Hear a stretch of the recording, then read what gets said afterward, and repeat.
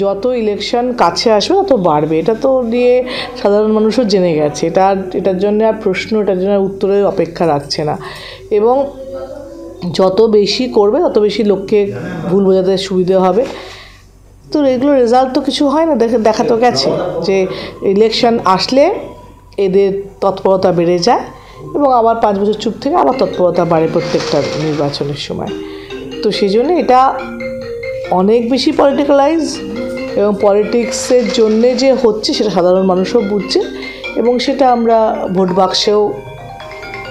বাক্সেও result পাবো যে হ্যাঁ, যে ইডি কীভাবে রাজনৈতিকভাবে ব্যবহৃত হচ্ছে, ইডি বা সিবিআই রাজনৈতিকভাবে ব্যবহৃত হচ্ছে সেটা প্রমাণ প্রতিদিন পাচ্ছে এবং আগামী দিনেও পাবে। অত্যন্ত স্বাভাবিক ঘটনা, যারা অন্যায় করবে ইডি সিবিআই তাদের বাড়ি যাবে। এমনি তো যাচ্ছে না, কোনো না কোনো ক্লু নিশ্চয়ই আছে। কিন্তু ভাবতে এটা কষ্ট হয় যে আমি বিশ্বাস করতাম এদের মধ্যে কয়েকজনকে যারা অন্তত দুর্নীতিগ্রস্ত নয় বলেই ভাবতাম। এখন ইডি সিবিআই গেলে স্বাভাবিকভাবে কিছু প্রশ্ন উঠেই যায়। এখন অপেক্ষা করতে হবে যে ইডি সিবিআই কি নিয়ে বেরোয়। তৃণমূল মানেই যে চোর সেটা যেন বারবার প্রমাণ হচ্ছে। যে আমি কাউকে বিশ্বাস করতাম, হ্যাঁ, আমি ঈশ্বরের কাছে প্রার্থনা করব যেন এমন কিছু না বেরোয় যে সেই বিশ্বাসটাও টলে যায়। কিন্তু বিশ্বাস করতে এখন তৃণমূলকে কষ্ট হয়। পুরো নিয়োগ দুর্নীতি মামলায় ফের তৎপরতা কেন্দ্রীয় এজেন্সির, একেবারে অ্যাকশন বলাই যায়। সাঁড়াশি অভিযান, ত্রিফলা অভিযান, বিভিন্ন জায়গা থেকে সেই ছবি আপনাদের সামনে রেখেছি। ফের এজেন্সির অ্যাকশন, সকাল থেকে একেবারে ত্রিফলা অভিযান পুরো নিয়োগ দুর্নীতির তদন্তে।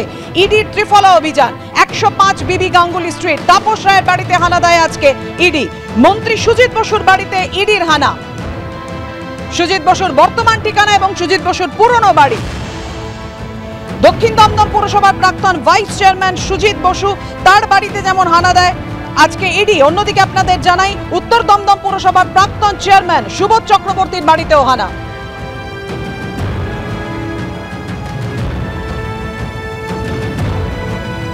অর্থাৎ ফের এজেন্সির অ্যাকশন, সকাল থেকে ত্রিফলা অভিযান ইডি।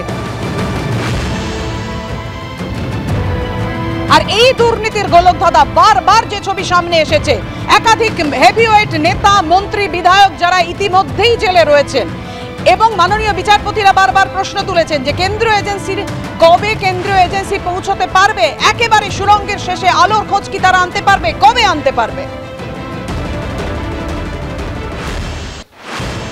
কেন্দ্রীয় এজেন্সি ত্রিফলা অভিযান নিয়ে আপনাদেরকে এই মুহূর্তের আপডেট জানাবো। আমাদের সঙ্গে রয়েছেন আমাদের প্রতিনিধি প্রকাশ সিনহা। প্রকাশ,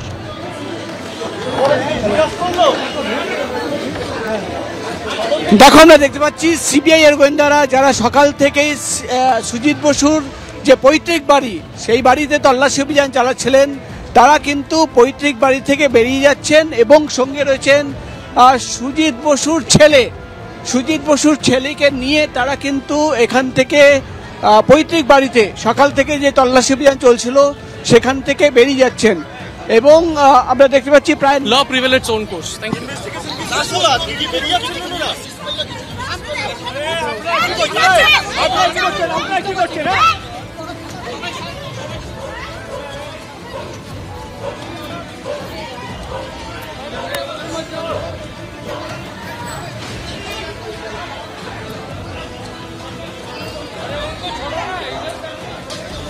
হ্যালো,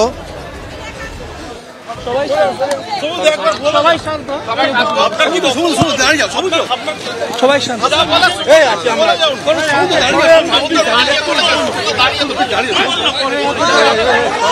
দেখতে পাচ্ছি সিবিআই এর গোয়েন্দারা তারা কিন্তু পৈতৃক বাড়ি থেকে বেরিয়ে যাচ্ছেন এবং সুজিত বসুর ছেলের সঙ্গে আমরা কথা বলার চেষ্টা করলাম কিন্তু তিনি কিছু বলতে চাইলেন না। অর্থাৎ 9 ঘন্টা তল্লাশি অভিযানের পর আমরা দেখতে পাচ্ছি সুজিত বসুর ছেলেকে ইডি অফিসাররা গার্ড করে নিয়ে যাচ্ছেন এবং এখন দেখার বিষয় হবে যে তাকে কোথায় নিয়ে যাওয়া হচ্ছে। They're doing their job, let them do it. Okay.